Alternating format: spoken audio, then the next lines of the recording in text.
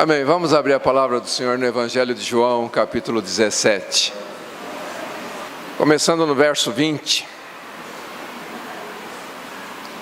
E rogo não somente por estes, mas também por aqueles que virão a crer em mim, pela palavra deles, para que todos sejam um, assim como tu, ó Pai, és em mim e eu em ti, que também eles estejam em nós, para que o mundo creia que tu me enviaste. Eu lhes dei a glória que me deste, para que sejam um, assim como nós somos um. Eu neles e tu em mim, para que eles sejam levados à plena unidade, a fim de que o mundo reconheça que me enviastes e os amaste, assim como me amaste. Pai, meu desejo é que aqueles que me deste estejam comigo onde eu estiver, para que vejam a minha glória, a qual me deste, pois me amastes antes da fundação do mundo. Pai justo, o mundo não te conheceu, mas eu te conheço, e estes reconheceram que tu me enviaste. E fiz que conhecessem o teu nome, e continuarei a fazê-lo conhecido, para que o amor com que me amaste esteja neles e eu também neles esteja. Amém. Vamos orar. Senhor nosso Deus, nosso Pai querido, nós temos lido a Tua Santa Palavra e pedimos que o Teu Santo Espírito venha nos ensinar, que o Teu Espírito abra o nosso entendimento e nos dê a conhecer a Tua Santa Palavra. Fala conosco, Senhor, e que a Tua Palavra, pelo poder do Teu Espírito, possa operar de forma eficaz em nossos corações, para tornar realidade em nossas vidas o Teu desejo, aquilo que Tu tens planejado desde antes da fundação do mundo. Faz a Tua obra em nossas vidas, glorifica o Teu santo nome, através de Cristo Jesus, nosso Senhor. Amém. Amém, queridos. Então nós temos estudado aqui o Evangelho de João, e nesse capítulo 17, a oração sacerdotal, e nós já vimos muitas coisas. E aqui no verso 20, Jesus vai mudar o foco da sua oração. Ele vem orando em favor dos seus discípulos, não é? E agora aqui no verso 20 ele fala: e rogo não somente por estes, porque até aqui ele orou pelos 11. Mas a partir deste momento Jesus passa a orar por toda a sua igreja através de todos os séculos. Então ele diz: e rogo não somente por estes, mas também por aqueles que virão a crer em mim pela palavra deles. Então Jesus está comissionando os discípulos para irem e pregar o Evangelho. Ele orou para que o Pai os guardasse do maligno e também orou enviando os seus discípulos para pregar o Evangelho. E ele sabe que a pregação do Evangelho vai trazer resultados, pessoas vão se converter.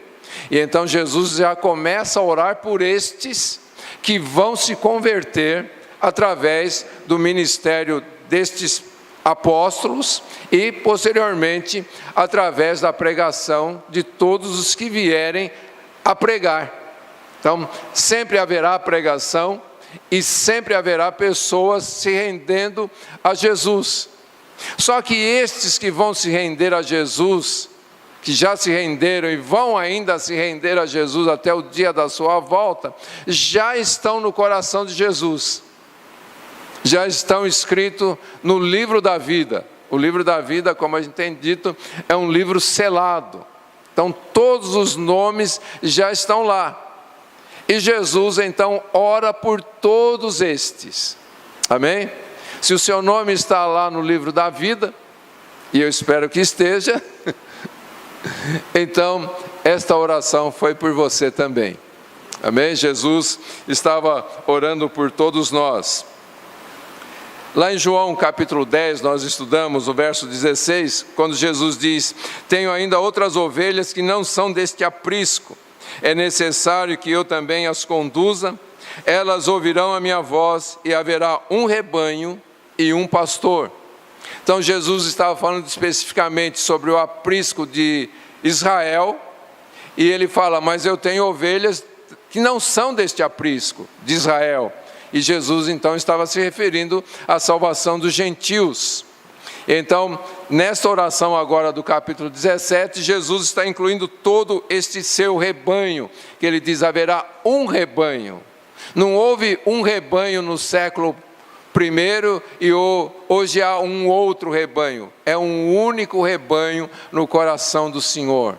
Diante dos olhos de Jesus, existe este rebanho que permanece através de todos os séculos, desde o primeiro século até o século final, que a gente não sabe quando vai ser. Eu acredito que está perto, mas até aí a gente não pode afirmar que vai ser, que este é o último século, que esta é a última geração. Não tem como a gente afirmar isto. A gente pensa que sim, a gente espera que sim, mas só Ele sabe. O dia da sua volta só Ele mesmo sabe, né? Então, queridos, o que a gente pode perceber nesta oração de Jesus, e é a oração que o Pai ouve, e é a oração que o Pai responde. A única maneira que Jesus estabelece aqui para que as pessoas creiam no Evangelho é por meio da sua santa palavra. Ele diz, através da palavra destes, mas a palavra que eles iriam pregar e a palavra que hoje os servos de Deus pregam é a palavra de Deus, a palavra que Jesus deixou, é o santo Evangelho do Senhor, é a Sagrada Escritura. E por isso, queridos, nós precisamos amar esta palavra. Nós temos dito aqui, nós vivemos uma época muito difícil, onde vai surgindo a igreja liberal, e eles dizem que a Bíblia não é a palavra de Deus, que a Bíblia contém a palavra de Deus, mas ela não é a palavra de Deus. E existe agora na igreja liberal um outro pensamento, que diz que a Bíblia não foi realmente inspirada pelo Espírito, que o Espírito de Deus trouxe princípios e as pessoas, os homens, pegaram estes princípios e inventaram histórias para que as pessoas pudessem entender os princípios. Então eles dizem, não, realmente Deus criou o homem, mas não daquela forma como está escrito lá em Gênesis. Aquilo é uma história inventada para explicar a criação de Deus. Então, eles vão anulando a palavra de Deus. E, queridos, quem está fazendo isso não é uma seita contrária abertamente ao Evangelho. São pessoas que se dizem evangélicos, pastores que se dizem até mesmo apóstolos, mas eles não creem na Bíblia. Eles não creem que é a palavra de Deus. E Jesus disse que a forma como as pessoas vão crer nele é através da Sagrada Escritura. Então nós precisamos crer que esta Bíblia é a palavra de Deus, é inspirada por Deus. Pedro diz, toda a palavra de Deus é inspirada por Ele. Nada aqui é de particular elucidação, diz ele. É a palavra revelada de Deus. Amém, queridos? Então nós precisamos crer na palavra, porque é o único meio que Deus vai usar para levar as pessoas a crer na obra redentora de Jesus. Amém? Nós temos exemplos na própria Bíblia a respeito disso.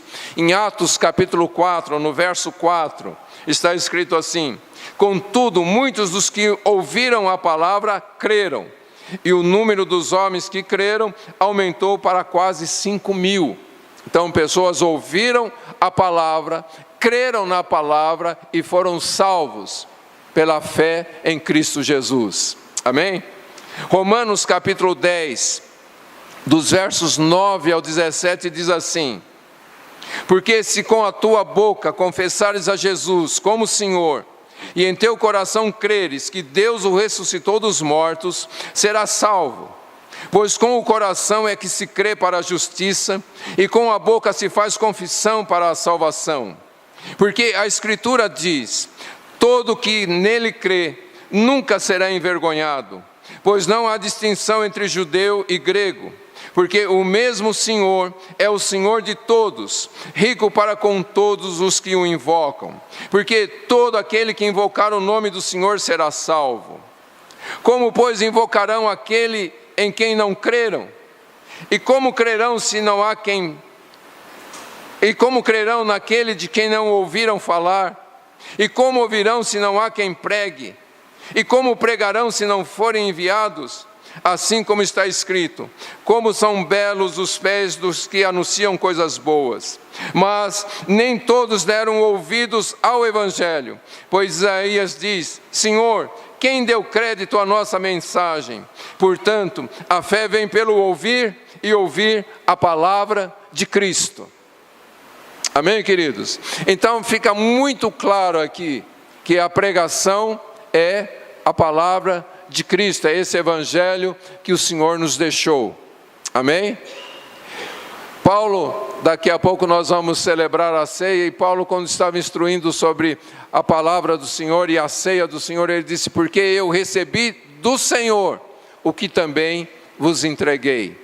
Então, tudo quanto está escrito é a palavra do Senhor, é a revelação de Jesus Cristo, e é o único meio pelo qual nós podemos ser salvos. Amém, queridos? Então, voltando à oração de Jesus, ele diz que o propósito da sua oração, o porquê ele estava orando, está no verso 21. Ele diz: para que todos sejam um, assim como tu, ó Pai, és em mim e eu em ti, que também eles estejam em nós, para que o mundo creia que tu me enviaste. Então, como eu estava dizendo, no coração de Jesus, neste momento já estão todos os membros da sua igreja, não só aqueles que estavam ali reunidos com ele, mas a sua igreja através de todos os séculos.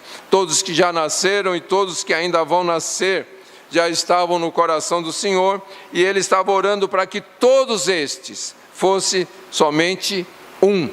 Jesus estava orando pela unidade da igreja. E essa unidade, queridos, não é uma unidade meramente externa, não é? Porque muito se fala sobre unidade, e as pessoas acham que unidade é estar junto. Mas estar junto é união, não é unidade. Unidade é algo muito diferente de união. E então Jesus pede que a unidade de todos os crentes, todos os cristãos, sejam parecidas com a que eternamente é entre o Pai e o Filho.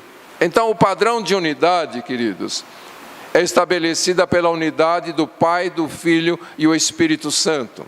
Embora Jesus não mencione aqui o Espírito Santo, mas a gente vai perceber em todo esse contexto a presença do Espírito Santo de Deus. Então, o padrão da unidade não é a que nós estabelecemos, mas é a que Ele próprio estabeleceu, e é o padrão da unidade que existe entre o Pai e o Filho. E a gente pensando então nessa unidade, a unidade que Jesus deseja que a igreja tenha, é uma unidade de natureza espiritual. É lógico que há uma diferença, porque o Pai e o Filho são um em essência. Eles, em tudo, eles são um, eles são uma única pessoa. São três pessoas, mas um só. Então, eles são um em essência. Mas nós devemos ser um em mente, esforço e propósito. Não é um lado a lado, mas é na mente, no esforço e no propósito. De onde a gente tira isso? Vamos lá, Atos capítulo 4, no verso 32. Nessa versão que nós estamos usando, Almeida 21, ela traz assim: a multidão dos que criam estava unida de coração e de propósito. Amém? Unidade de coração e de propósito. A versão NVI, que é a nova versão internacional, traz da seguinte forma: da multidão dos que creram, uma era a mente e o coração. Ok? Então a unidade da igreja é uma unidade de mente, uma unidade de coração, uma unidade de propósitos. Amém, queridos? Para a gente ainda entender isto, a primeira carta aos Coríntios, capítulo 2, versos 14 ao 16, diz assim: o homem natural não aceita as coisas do Espírito de Deus, pois lhes são absurdas, e não pode entendê-las, pois se compreendem espiritualmente. Mas aquele que é espiritual compreende todas as coisas, ao passo que ele mesmo não é compreendido por ninguém. Pois quem jamais conheceu a mente do Senhor para que possa instruí-lo? Mas nós temos a mente de Cristo. Então, a unidade de mente, queridos, não é simplesmente todo mundo pensar igual, mas é todo mundo pensar igual a Cristo. Amém? Porque muita gente pensa igual, mas não igual a Cristo. Então, a unidade pela qual Jesus orou é para que nós tivéssemos a própria mente dele e todos nós pensássemos da mesma forma. Amém, queridos? E falando sobre isto, é muito comum nos dias de hoje, quando a gente chega para alguém e diz assim: mas olha, a Bíblia diz assim, e a pessoa vira e diz assim: mas esta é a sua interpretação. Queridos, a Bíblia não tem mais de uma interpretação, ela só tem uma, e é o que está escrito. Amém? O que está escrito e não é para ser interpretada, é para ser compreendida. E não existe várias maneiras de compreender a Bíblia, porque é o que está escrito. Se a Bíblia diz isso é pecado, isso é pecado, não é o seu ponto de vista. Você pensa dessa forma, não é o que a gente pensa, é o que está escrito. Amém? E então nós precisamos ter a mente de Cristo, ok? Em Filipenses capítulo 2, nós vamos ver a outra questão aqui, que a gente está falando sobre unidade de mente e unidade de coração. Filipenses vai mostrar essa unidade de coração. Filipenses capítulo 2, versos 5 ao 8. Se em Coríntios diz que nós temos que ter a mente de Cristo, aqui em Filipenses diz assim: tendo em vós o mesmo sentimento que houve em Cristo Jesus, que existindo em forma de Deus, não considerou o fato de ser igual a Deus algo a que devesse se apegar, mas pelo contrário, esvaziou-se a si mesmo, assumindo a forma de servo e fazendo-se semelhante aos homens. Assim, na forma de homem, humilhou a si mesmo, sendo obediente até a morte e morte de cruz. Então veja, Paulo está dizendo que nós precisamos ter o mesmo sentimento que houve em Cristo, ter o mesmo coração.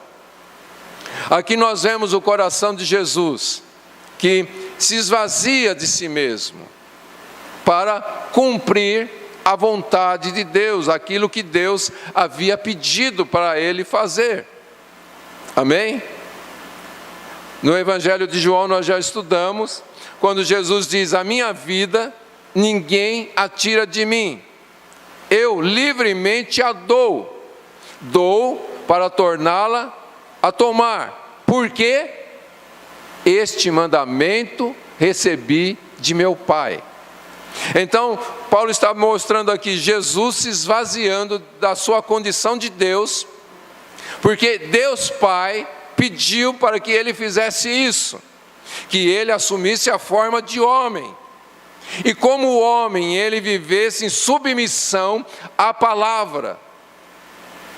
Amém, queridos? E a gente tem o exemplo de quando ele vai para ser batizado, e João Batista não quer batizá-lo. E Jesus diz: é necessário que se cumpra tudo o que está escrito. Então nós vemos Jesus obediente. E Paulo diz: obediente até a morte, e morte de cruz. Quando Jesus ora pela unidade da igreja, Ele está orando para que a igreja tenha um só coração. E nesse um só coração é que todos se esvaziem de si mesmos, dos seus próprios desejos, dos seus próprios ideais, para assumir o plano de Deus em suas vidas. Amém, queridos? Isso não significa que o que Deus pedir para um, Ele vai pedir para todos. Mas o que Ele pede é que todos se esvaziem de si mesmos, para fazer aquilo que Ele vai instruir. De forma geral, é lógico, Ele vai instruir nos princípios da sua palavra. Então, princípio é para todos. Plano específico é diferente. Quando Jesus estava falando com Pedro a respeito do seu futuro, que ele ia ser preso e que ele ia morrer na mão dos seus opressores, ele olha para o lado e vê um outro discípulo, que a gente sabe que é João, e ele diz: e este? O que vai ser dele? E Jesus diz: se eu quiser que ele fique, o que importa para você?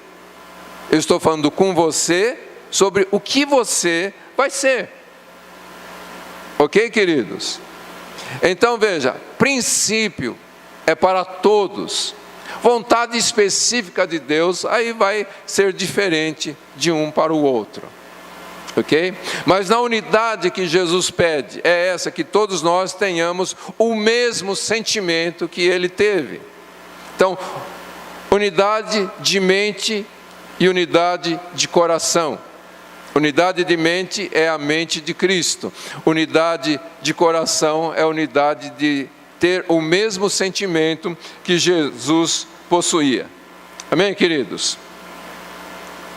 Eu peguei as palavras de uma pessoa aqui,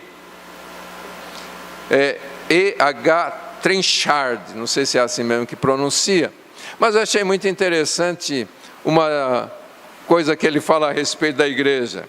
Ele diz assim: os primeiros crentes estavam tão próximos da cruz e da ressurreição, e tão cheios do Espírito, que por um período o egoísmo foi tragado pelo amor. Assim era fácil vender bens e pensar no bem de todos. Desta forma surgiu a igreja comunidade. Então, o que ele está dizendo aqui? Que somente a proximidade da cruz, somente a proximidade da ressurreição, de uma vida ressurreta, e somente cheios do Espírito Santo, é que o egoísmo pode ser tragado pelo verdadeiro amor entre os irmãos. E ele dizia: porque isso aconteceu com os primeiros discípulos, é que era fácil para as pessoas viverem da forma como eles viveram, conforme está registrado lá em Atos capítulo 4. Amém, queridos? Então, voltando aqui para João capítulo 17, nós estamos falando sobre a unidade, e a unidade do Pai e o Filho é a unidade padrão para a unidade da igreja. Então, como a gente disse, não é a mesma unidade, porque a deles é uma unidade de essência, mas existe uma grande semelhança. Então vamos pensar um pouquinho aqui nessa semelhança. O que a Bíblia diz? Que Deus é amor. Amém, queridos? Deus é amor. E a gente está falando de aqui um atributo da Trindade. Mas o que a gente vai estudar e pensar aqui sobre o amor é verdadeiro com respeito a todos os atributos de Deus, né? E Mas a Bíblia mostra que a essência de Deus, e declara de uma forma muito clara, lá em 1 João capítulo 4, verso 8, é que Deus é amor. Amém? Então, Jesus, quando Ele ora pela unidade da igreja, eu creio que Jesus tem em sua mente aqui justamente essa questão do amor, né? Amar uns aos outros que vai definir e vai realmente levar a igreja à verdadeira unidade. Nesse estudo que a gente está fazendo de João, não sei se você está aguardando tudo isso e você está indo lá, infelizmente a gente não tem todas as mensagens, mas tem muitas lá no YouTube da igreja, e você pode ouvir novamente essas mensagens, mas a gente vai refrescar um pouquinho a memória aqui. E lá em João capítulo 13, versos 34 e 35, Jesus disse assim: eu vos dou um novo mandamento, que vos ameis uns aos outros, assim como eu vos amei, que também vos ameis uns aos outros. Nisto todos saberão que sois meus discípulos, se amardes uns aos outros. No capítulo 15, no verso 12, Jesus disse: o meu mandamento é este, amai-vos uns aos outros, assim como eu vos amei. No verso 17, Jesus diz assim: isto vos ordeno, amai-vos uns aos outros. Amém, queridos? Então, o mandamento de amar uns aos outros, para que o mundo possa crer no Evangelho, fica muito claro aqui. E Jesus, quando Ele está orando pela unidade da igreja, Ele enfatiza várias vezes isto, para que o mundo creia. Amém? O mundo vai crer através da unidade, mas o mundo vai ver a unidade da igreja quando eles verem o amor entre os irmãos. Amém, queridos? Então nós podemos entender o que Jesus está dizendo aqui, quando Ele diz: assim como tu, ó Pai, és em mim e eu em ti. A unidade da Santíssima Trindade, a gente está falando que é um modelo, mas ela não é somente um modelo, na verdade é o fundamento da unidade da igreja. Somente a unidade da Santíssima Trindade torna possível a unidade entre os irmãos. Amém, queridos? Vamos tentar entender isso aqui. Lá em João capítulo 15, no verso 7, Jesus disse que se nós permanecermos nele e a sua palavra permanecer em nós, ok? Ali ele fala sobre pedireis o que quiserdes e vos será feito. Mas veja que Jesus enfatiza a questão de nós permanecermos nele e a sua palavra permanecer em nós. Então, essa unidade da igreja, que tem o propósito para que o mundo creia, vai depender exatamente dessa questão: nós permanecermos em Cristo e a sua palavra permanecer em nós. Quando a sua palavra permanece em nós, então nós temos a mente de Cristo. Amém, queridos? Se nós permanecermos em Cristo, então nós teremos o mesmo sentimento que Ele teve. Então a questão aqui é a Santíssima Trindade agindo em nós. Por que a Trindade vai agir em nós? Porque nós permanecemos em Cristo e a sua palavra permanece em nós. E esta unidade da igreja é que pode realmente influenciar o mundo. O que nós vemos hoje, infelizmente, não é esta unidade da igreja. E nós não vemos o mundo olhando para a igreja com bons olhos. Nós vemos, na verdade, o mundo criticando a igreja, porque a igreja hoje é completamente dividida. Não é verdade, queridos? E a igreja hoje é dividida por quê? Primeiramente, porque cada um interpreta a Bíblia do seu jeito. Nós lemos lá em Coríntios o quê? Que nós temos que ter discernimento espiritual e não um discernimento mental das Escrituras. A divisão acontece justamente isso, porque as pessoas dizem, eu penso que é assim. Queridos, a gente não tem que pensar. A palavra de Deus a gente não entende através de um discernimento mental, mas de um discernimento espiritual. A palavra de Deus a gente só pode compreender se o Espírito de Deus nos revelar. Amém? Se o Espírito Santo nos ensinar, se o Espírito Santo nos guiar a esta verdade. Então, se nós usarmos a nossa mente comum, a nossa mente humana, isso levará a várias interpretações da palavra de Deus. Por isso Jesus disse, nós permanecermos nele e a sua palavra permanecer em nós. Esta é a única forma do Evangelho ser visto pela humanidade de uma forma geral e eles poderem crer que Deus realmente está em nós. Amém? Dá para entender isso, queridos? Os versos seguintes vão nos ajudar a entender mais sobre isto. Nos versos 22 e 23, aqui de João 17, Jesus diz, eu lhes dei a glória que me deste, para que sejam um, assim como nós somos um, eu neles e tu em mim, para que eles sejam levados à plena unidade, a fim de que o mundo reconheça que me enviaste e os amastes, assim como me amaste. Então veja, Jesus diz aqui, eu lhes dei a glória que me deste.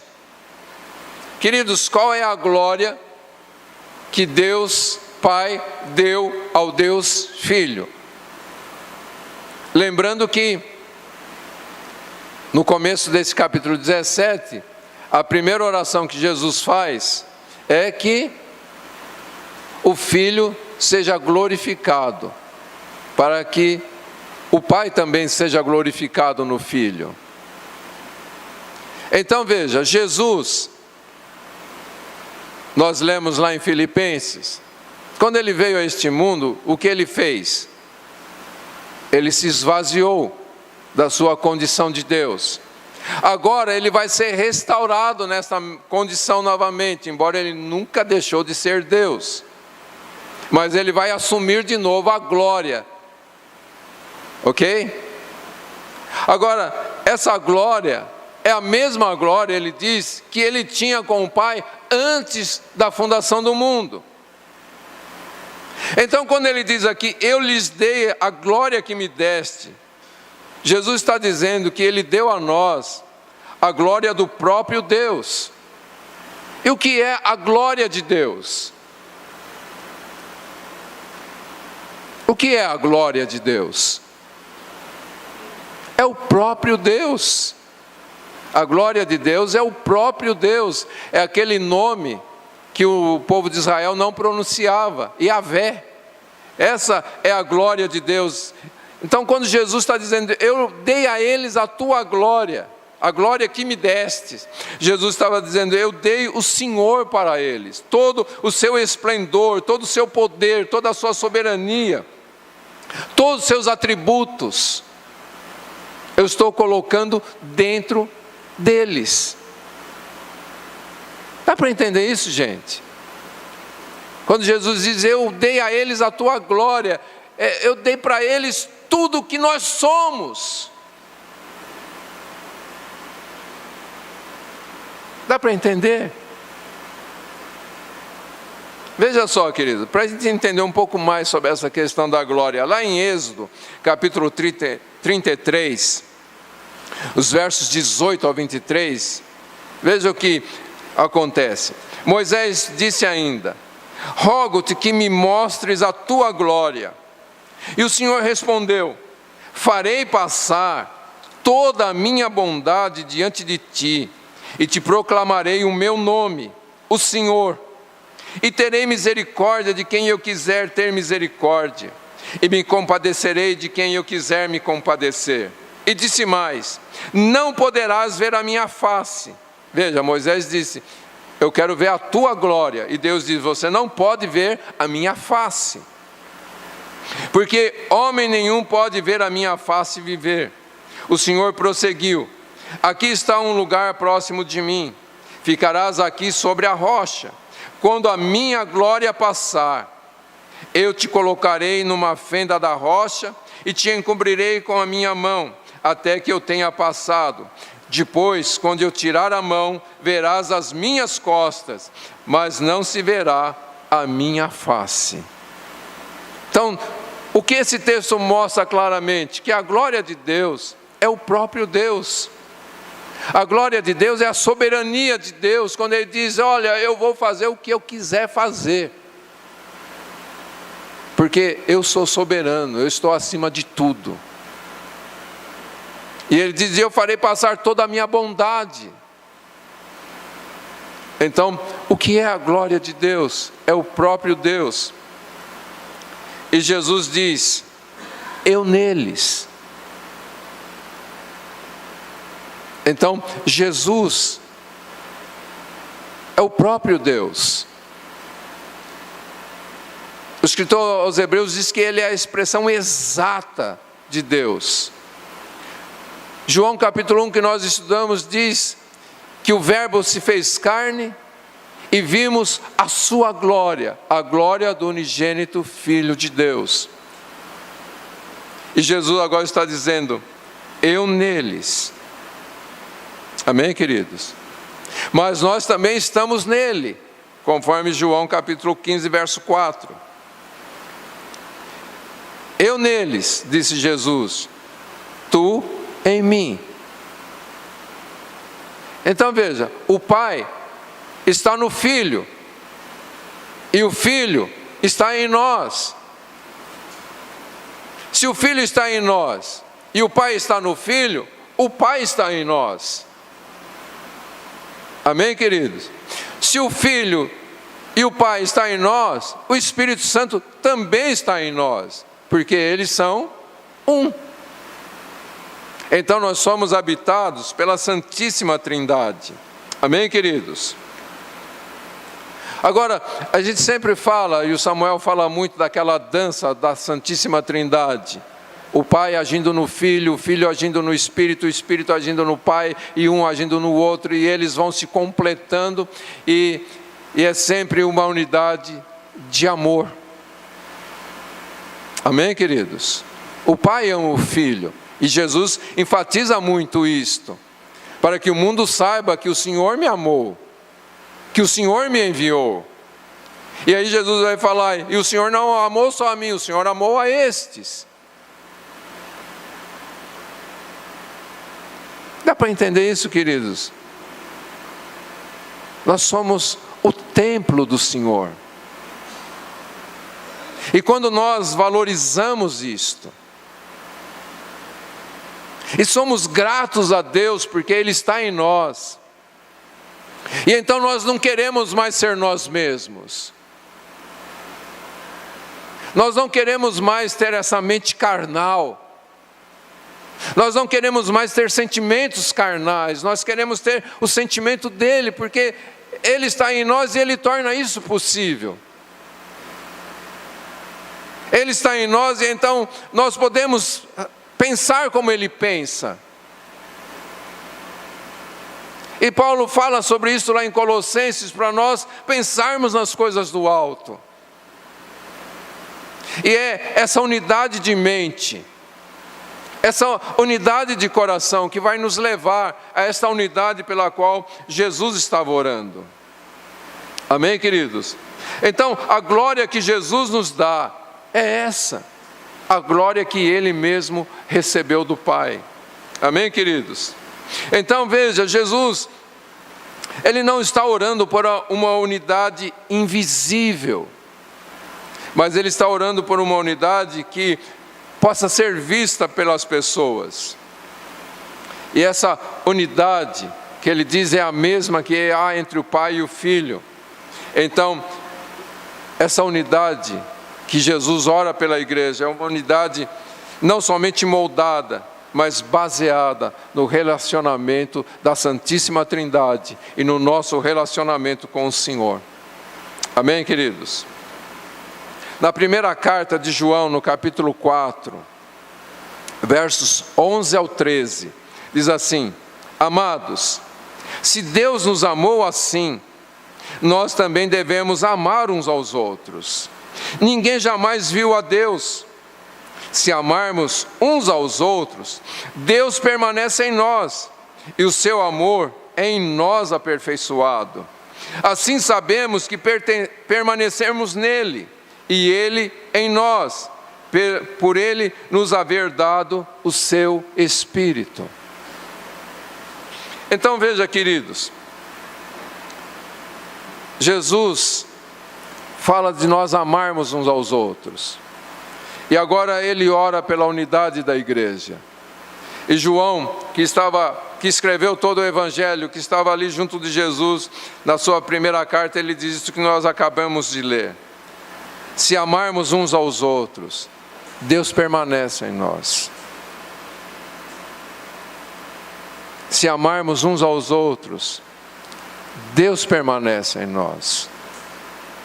Se amarmos uns aos outros, Deus permanece em nós. Você entendeu isto? Se amarmos uns aos outros, Deus permanece em nós. O contrário é verdadeiro? Se não nos amarmos uns aos outros, Deus não permanece em nós.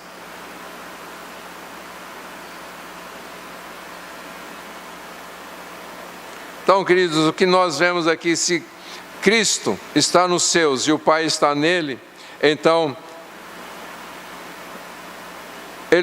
nós temos parte no amor eterno que o Pai tem pelo Filho. Lá em João capítulo 11, no verso 52, nós vimos que a morte de Jesus iria reunir em um só povo todos os filhos de Deus. E essa mesma unidade pela qual Jesus ora, deixa claro que essa unidade que ele tem em mente é feita em amor. É uma unidade que tem as suas raízes no fundo do coração, mas que se manifesta em ações visíveis. Amém? João, na sua primeira carta, ele diz: Filhinhos, não nos amemos somente de palavras, em palavras, mas de fato, em verdade. Então, a unidade é uma unidade de mente e coração. Ninguém vê a mente e o coração de ninguém. Mas essa unidade de mente e de coração, ela se manifesta de forma visível. Amém, queridos? Então, o que se manifesta na verdade é o amor. Amém? O que se manifesta é o amor de uns para com os outros. E como eu disse, ela é visível. Porque se a gente pensar em Deus, Deus nos ama. Amém? Porque Ele nos ama, Ele nos perdoa. Amém? E porque Ele nos ama, Ele tem paciência com a gente. E como tem? Porque Deus nos ama, Ele traz alegria ao nosso coração. Então, o amor de Deus manifesta em nós tudo o que Ele é. Então, se nós amamos uns aos outros, nós vamos manifestar o que Deus é na vida das pessoas. E é assim que o mundo vai ver. E é assim que o mundo vai crer. Se não houver uma manifestação, se não houver uma ação da nossa parte, como que o mundo pode ver? Amém, queridos? E no verso 24, Jesus diz: Pai, meu desejo é que aqueles que me deste estejam comigo onde eu estiver, para que vejam a minha glória, a qual me deste, pois me amaste antes da fundação do mundo. Queridos, você já parou para pensar no que Jesus está pedindo ao Pai aqui?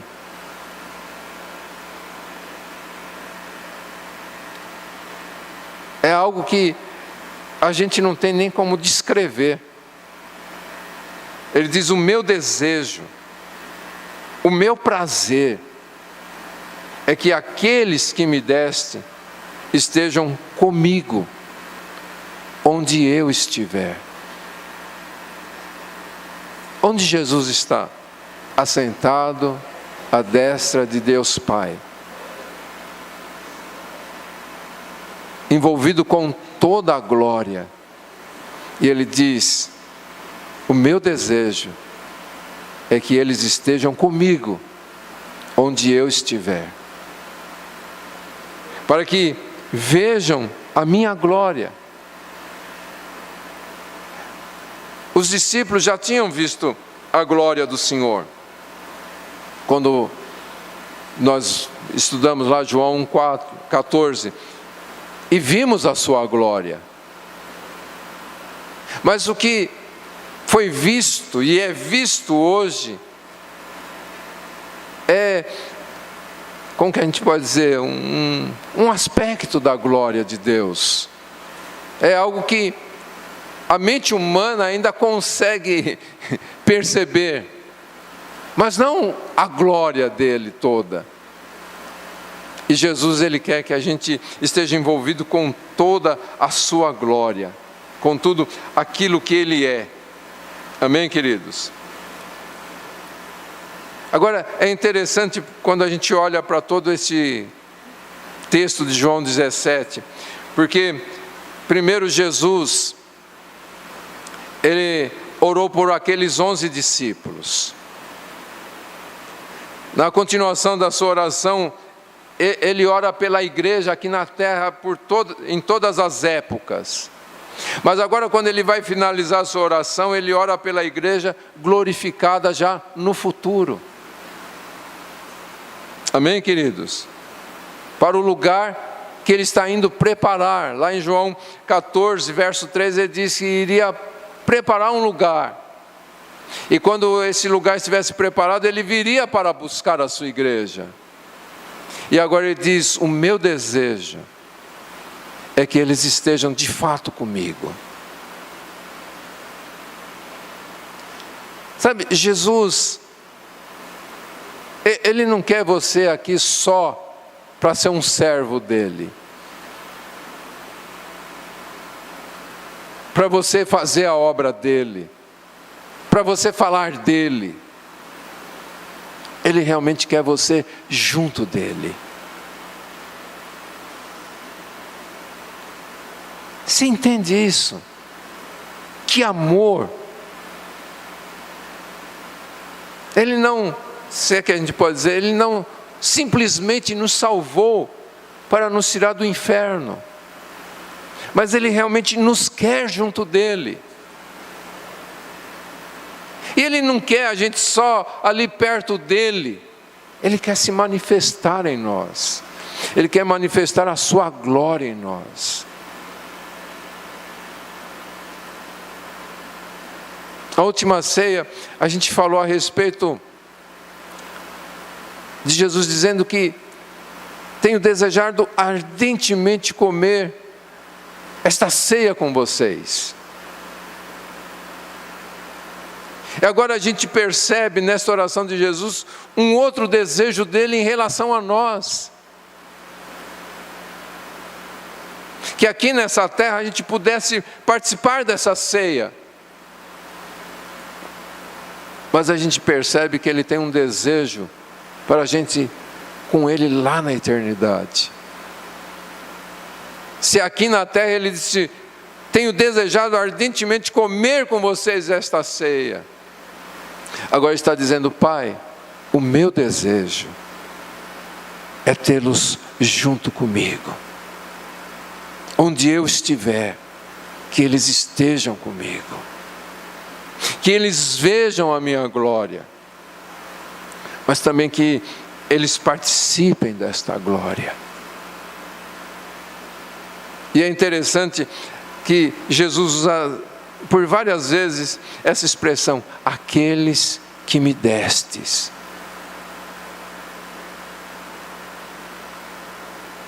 O que significa essa expressão, aqueles que me destes? Aqueles que são teus. São teus. E o Senhor me deu. Então eles são nossos.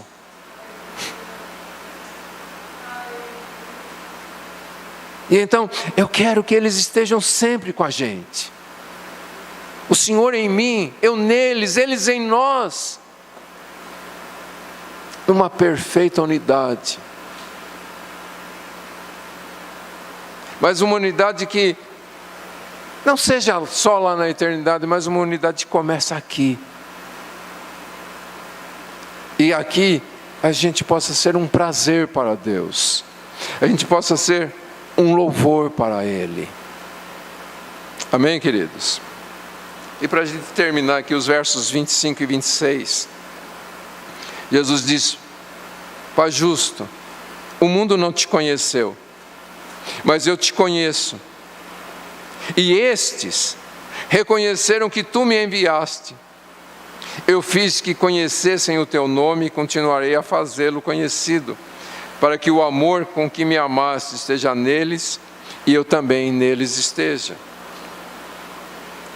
É interessante agora Jesus se dirige a Deus chamando Ele de Pai justo. Queridos, a gente está falando de Deus escolheu pessoas neste mundo. E nós, como cantamos há pouco, e é o que a Bíblia diz, Ele escolheu o que Ele quis escolher. Como a gente tem dito, o critério que Ele usou, a gente não sabe. Mas seja qual for, Ele é justo. Então, a condenação de quem não crê é justa. E a eleição de quem Ele escolheu também é justa. Ele diz, Pai justo, o mundo não te conheceu. E o fato deles não conhecerem não diminui a tua justiça. O Senhor continua sendo justo. O Senhor é justo por não salvar aqueles que não te conheceram. Para ser crucificado. E Ele declara, o mundo não te conheceu. Parece que há um fracasso na obra de Jesus, né? Ele passou 3 anos e meio pregando, manifestando a glória de Deus, mas o mundo não o conheceu. Mas na verdade, queridos, não é um fracasso. É a vitória do plano eterno de Deus, do propósito eterno de Deus. Jesus declarou aos seus discípulos o nome de Deus, a própria glória de Deus. E Ele não só declarou, mas Ele manifestou. E cabe a nós, queridos, somente uma coisa: permanecer nele, e a sua palavra permanecer em nós.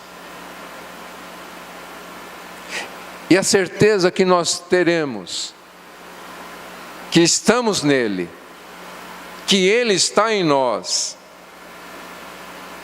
e que a sua palavra está em nós, é o amor que nós vamos ter uns pelos outros, e a unidade de mente e coração.